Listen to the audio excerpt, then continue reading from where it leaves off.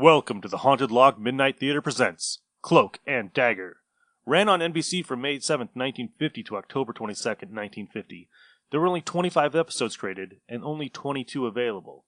The show was directed by Willis Cooper and Sherman Marks and based on the book Cloak and Dagger, The Secret History of the OSS by Colonel Corey Ford and Alistair McBain.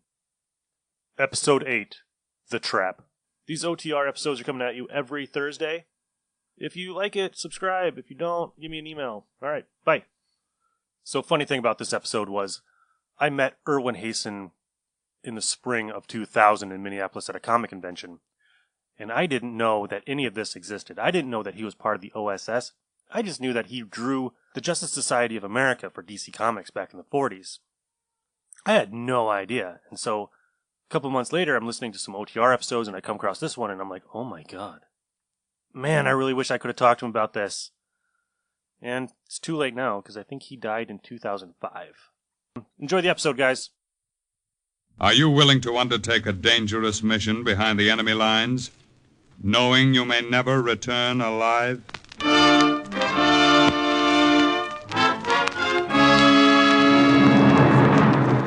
What you have just heard is the question asked during the war to agents of the OSS.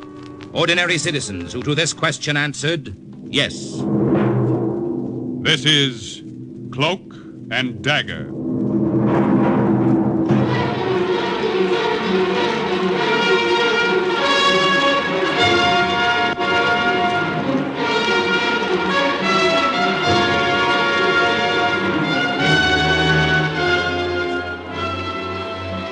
Black warfare, espionage, international intrigue. These are the weapons of the OSS. Today's story, The Trap, about an OSS agent who prevented an American advance onto German soil from turning into a massacre, is suggested by actual incidents recorded in the Washington files of the Office of Strategic Services. A story that can now be told.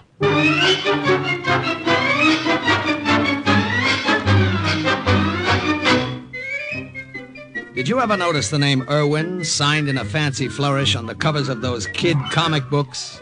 You know, all about moon men chasing the earthmen into the stratosphere. Well, that's me, Irwin Hasen. I'm a little guy, about 5'4". Before the war, I loved flashy ties and babies. Girl babies, about 21. So, what was Irwin doing, being an OSS spy in a German-held town in France after D-Day? Listen, my children, and you shall hear. Sergeant Irwin Hasen reporting, sir. Here are those overlay maps you requested, Colonel. Good. Fast work, Sergeant. Thank you, sir. I'll look them over now. In the meantime, I want you to do something for me. Yes, sir. I've just had word that one of our agents, Lieutenant Miller, who was sent ahead into Bruyere for advanced reconnaissance, has returned. Lieutenant Miller? Yes, sir, I know him. He's in that tavern about a mile from headquarters, getting very drunk. Can't understand it. Doesn't sound like Miller. No, sir. He should have reported immediately. I want you to go down and bring him back to headquarters. Yes, Colonel. Right away, sir. Oh, Hazen. I saw that cartoon you submitted to Yank. Oh? Very good. Not very flattering of me, though. No, sir. I'll get Lieutenant Miller for you, Colonel, sir.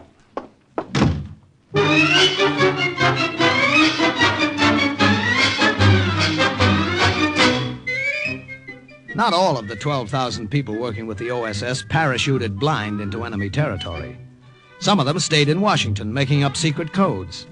Some of them, like me, sat behind a desk in France and drew maps. But I was through sitting behind a desk the minute I walked into that tavern. Lieutenant Miller was slumped over the bar, swaying back and forth, and he looked very drunk. Hey, Lieutenant, what's with you? Huh? Who's...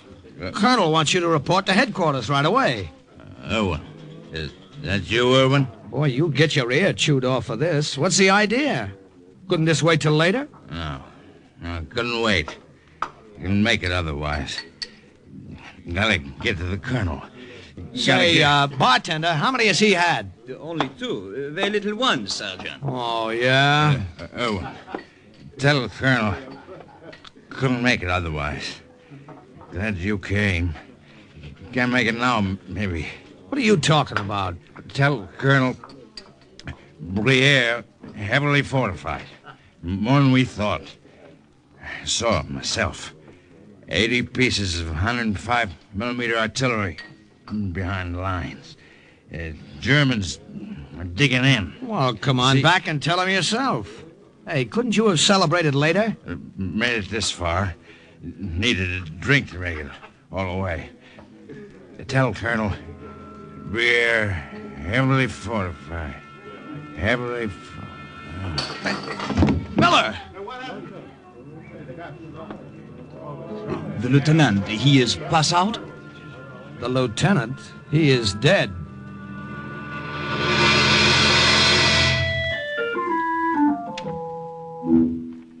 You see, Miller had been slumped over the bar, Colonel, so I couldn't see those bullet wounds in his chest until he fell over.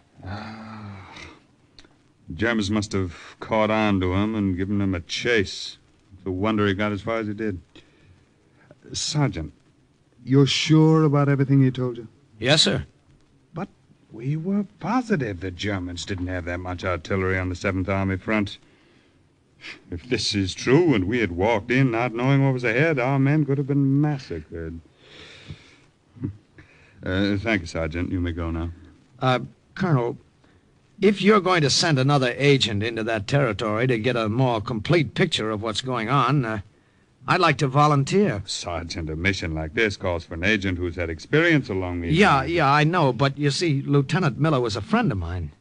Besides, I'm sick of spending the war behind a drawing board. Sergeant... Look, I can do it, Colonel. I can speak French fluently. And I'll do more than just look around and come back. I'll come back with sketches and maps and diagrams, everything you want to know. Look, Colonel, the next time I send a cartoon to Yank, I'll make a very flattering one of you. Please, Colonel, what do you say? The OSS placed me in the custody of a French priest who had sneaked through the lines from Bruyere to tell the Americans about underground activity there.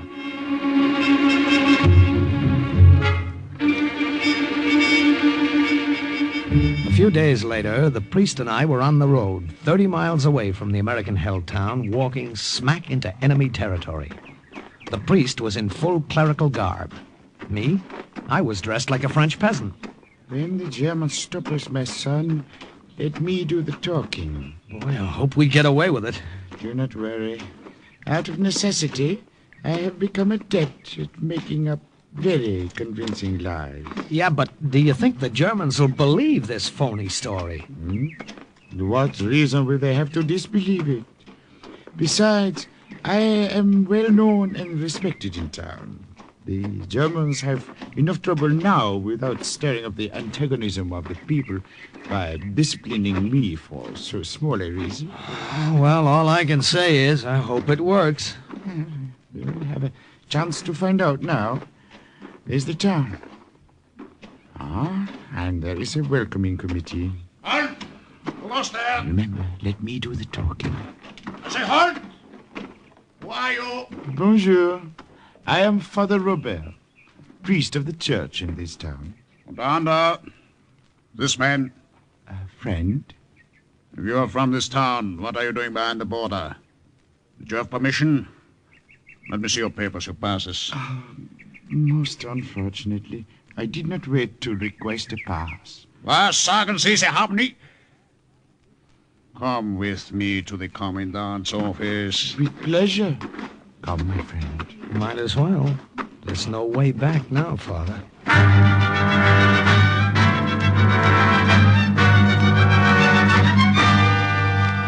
You have been given too much freedom in this town, Father Robert. This insolence is too much. But, Monsieur le Commandant, this poor lad... You, wie heißen Sie? Your name again? Francois Chauvin. Call me by my title. Francois Chauvin, Herr Commandant. Now go on with your story, Father Robert. It is a sad, sad story of a dying woman and her last wish to see her nephew, this lad, last remaining member of her family. Her husband and 2 sons were killed in the early days of the war. You see, I have the holy oils with me to give this poor woman the last sacrament. And why did you not ask permission to get this boy? I was afraid, Monsieur le Commandant, that by the time the permission was granted, it might be too late. The woman might die. So I slipped out. When did you last see your Aunt, Jorin? Why, over 3 years ago, Herr Commandant. Oh.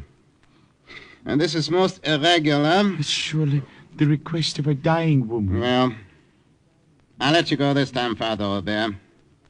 There's enough unrest in this town without starting a tempest in a teapot.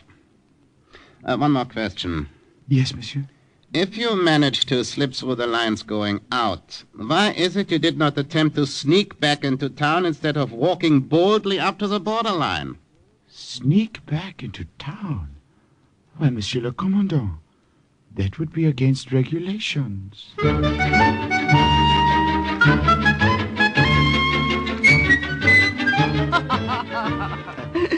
But I do not understand either, Father Robert. How is it that you did not try to sneak back into Briere?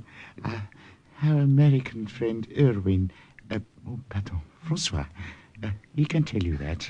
Well, you see, Madame Jeanette, this way, if the Germans know I'm in town and supposedly staying with an aunt, I can move freely about without being suspected. Oh, I see.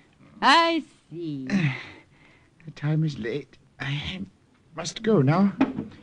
Oh, Madame Jeanette. Oui.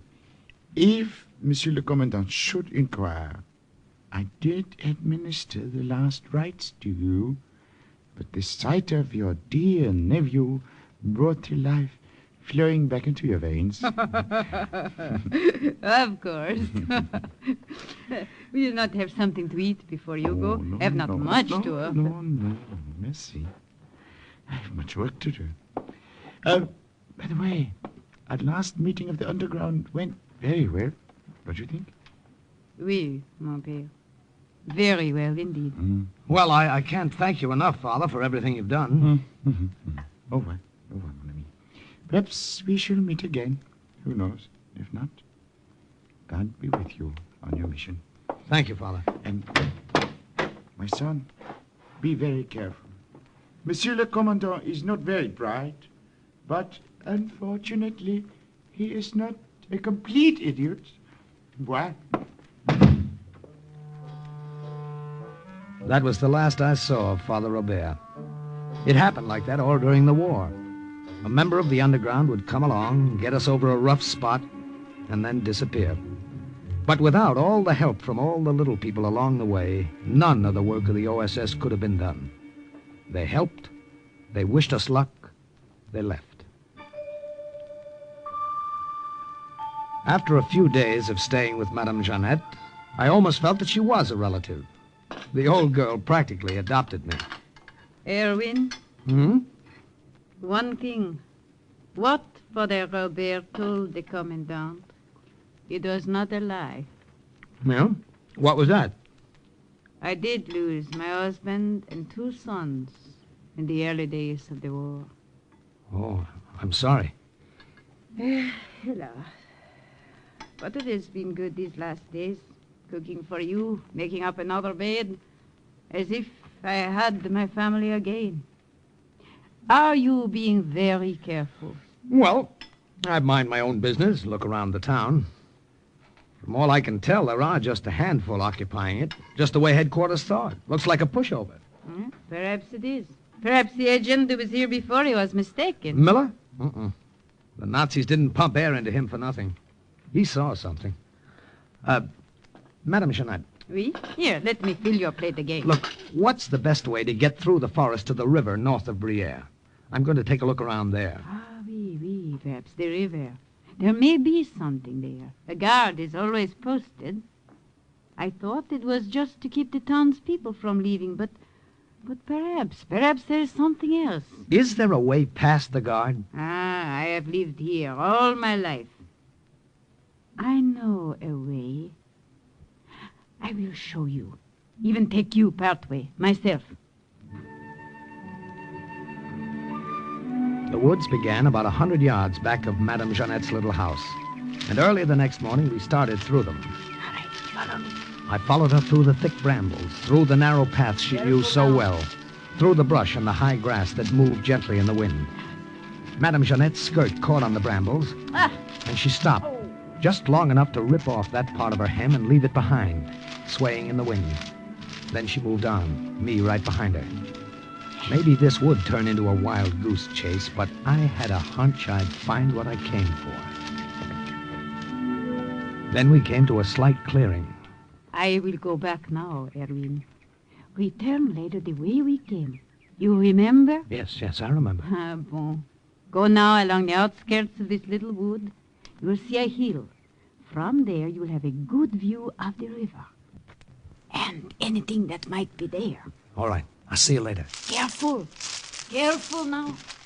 A minute afterwards, she was swallowed up in the woods. A little while after that, I was on top of that hill, flat on my stomach under a clump of bushes, looking down through strong binoculars. My hunch was right. It was all there, and I began to sketch it quickly, but accurately. From somewhere, the Nazis had gotten reinforcements, and their high command had decided to make a stand, dig in and hold, there at the river. There were heavy artillery positions all set up, machine gun and anti-tank emplacements.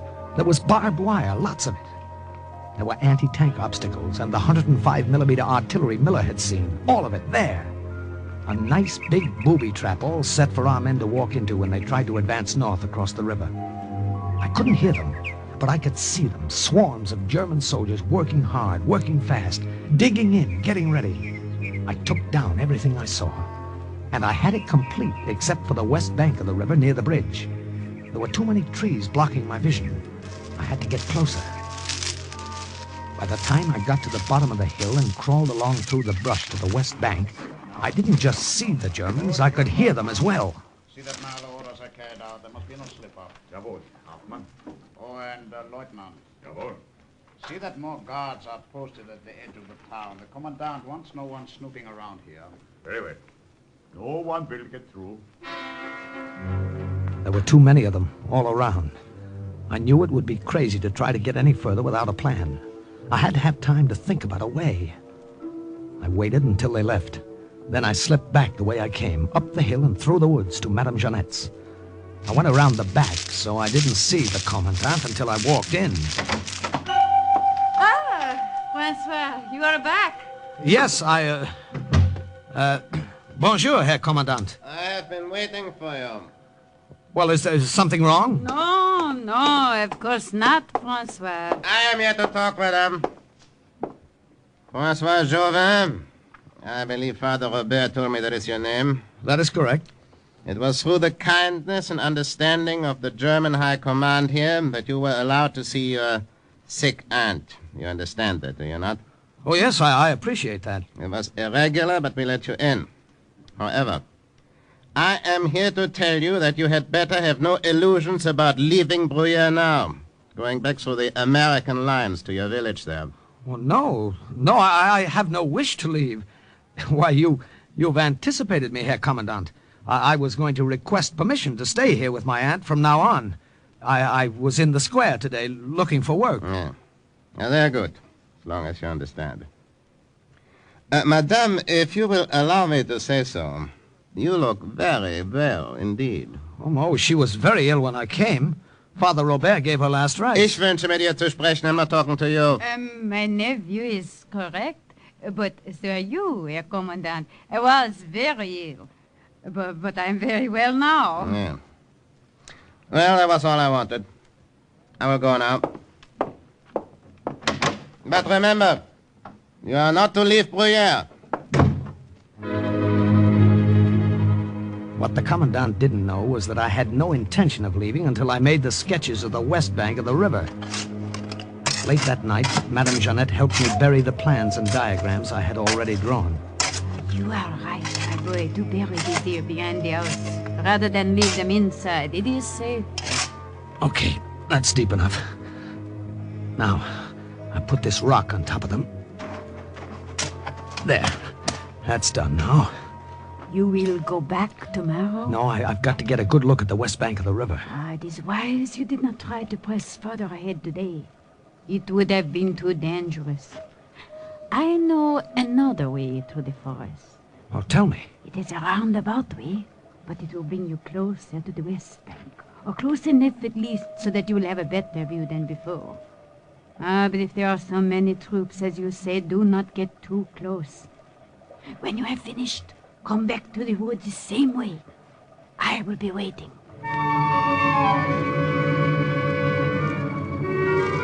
I did exactly as she said. Took the long way round, across little streams. Watched for landmarks. Dropped from high rocks and landed on rough little paths that were hidden by the brush. I did everything she said, except one thing. I got too close. Sergeant, you're laying those mines too far apart. Watch what you're doing. With these defenses, we'll be ready for anything, Lieutenant. I decided I better get out of there. And as I started, a twig under me snapped. What was that? Did you hear something in the brush? Probably some small animal in the forest. Go see. Jawohl, Herr Hauptmann.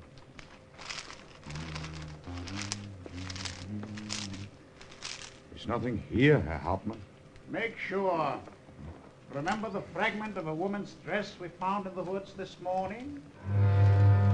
I was crouched down behind a rock, and the German lieutenant came so close I could have reached out and touched his mud-caked boot.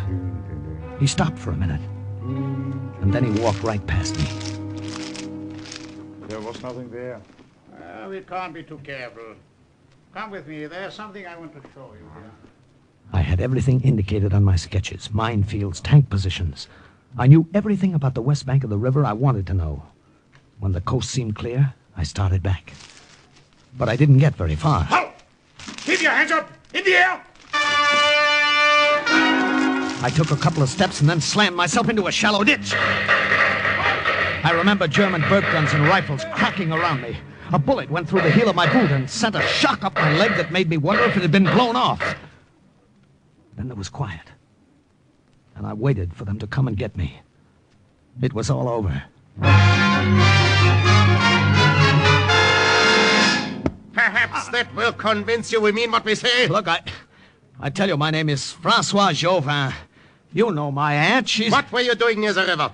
Look, I'm new in Bruyere. I don't know the forest or the woods. I was lost. Lieutenant, perhaps another taste of your fist? With great... Oh! Get him up. Put him back on the chair. Now listen to me, Jauvin, whatever your name is.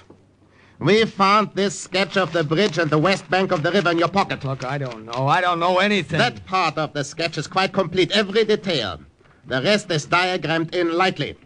Where are the rest of these plans? I don't know. Have you hidden them? Where? Have you given them to somebody? Whom? Where are the rest of them? Keine Antwort, eh? Lieutenant, try twisting his arm again. Oh!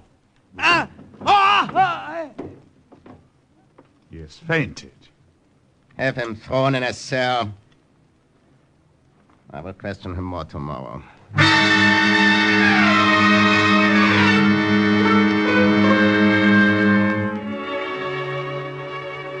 That was the German way of questioning. Beating you up, twisting your arm. I was sure they had a lot more ways of questioning, but I didn't intend to stay and find out what they were. I had to figure out a way to escape. And then I noticed it. The glass of the window in front of the bars had been shattered. I broke off a piece, and then I cut myself severely about the face. I guess it doesn't sound pretty, and it didn't look very pretty, but that was the effect I wanted. I heard the guard coming back. Quickly, I threw myself on the floor in front of the door so that when the heavy door was opened, it would crash into my head. The Commandant wants to see you. Oh! Was ist das? Help! I must get help. My hair was matted with blood, and my cut-up face looked pretty horrible. Not that the guard was worried about the state of my health. He was afraid of what the Commandant would do to him if I wasn't able to be questioned. He left the cell door open and ran. And so did I, in the other direction. I ran up the stairs to the second floor of the small town jail the Germans had taken over. Down below, I could hear voices. I didn't wait to hear any more. I slid down the sloping roof and landed right next to a German soldier. It was a good thing it was my left arm they had twisted. I was better with my right anyway. I took his gun and ammunition belt and shot the front tires of the German cars. Then I borrowed a parked motorcycle. Just as the Germans were spilling out the front door, I drove off, headed back to where I'd buried the papers.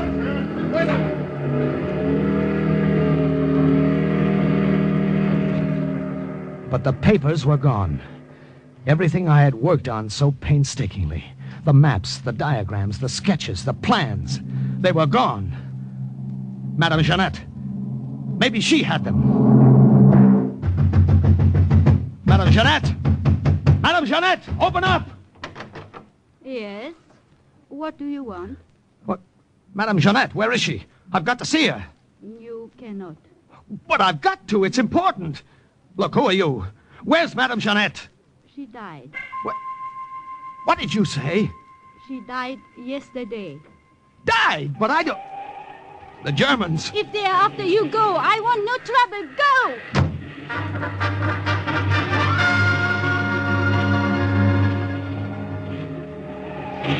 That motorcycle ride through enemy-held territory with that car full of Nazis firing at me was wilder than the stories in the comic books I used to draw for. There was a phosphorus grenade on the ammunition belt I had taken from the soldier outside the prison. I pulled the pin with my teeth and tossed it back over my shoulder. Through the side mirror, I could see the German car slowing down. It stopped right over the grenade. And a minute later, there was a car full of very dead Nazis.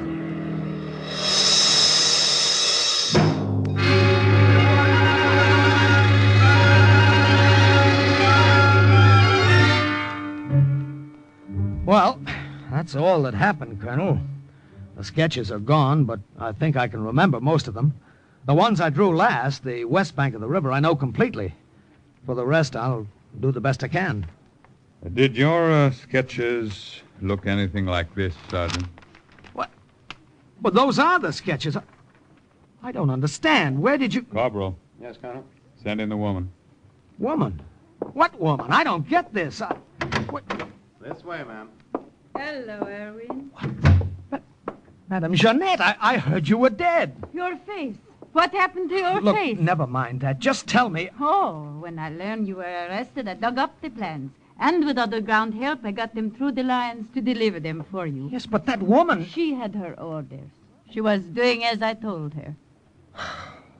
Colonel, you know that tavern about a half-mile from headquarters? Yes, Sergeant?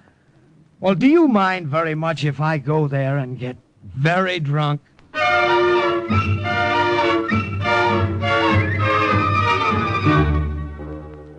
The maps, diagrams, and information which Sergeant Irwin Hazen provided allowed the American Army to prepare a counteroffensive. 3 days later, they were on German soil. And the report of another OSS agent closes with the words, Mission accomplished. Listen again next week to another adventure based on actual incidents from the files of the OSS on Cloak and Dagger.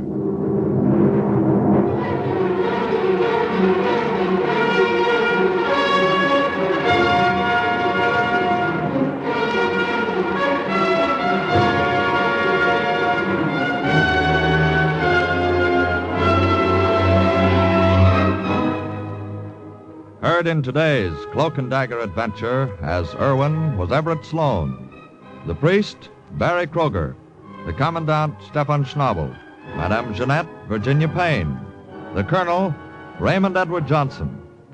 Others were Carl Weber, Jerry Jarrett, Ralph Bell, and Lotto Stavitsky. The script was written by Winifred Wolfe and Jack Gordon, and the music was under the direction of John Gart. Today's true OSS adventure was based on the book Cloak and Dagger by Corey Ford and Alistair McBain. This has been a Louis G. Cowan production in association with Alfred Hollander and was under the direction and supervision of Sherman Marks.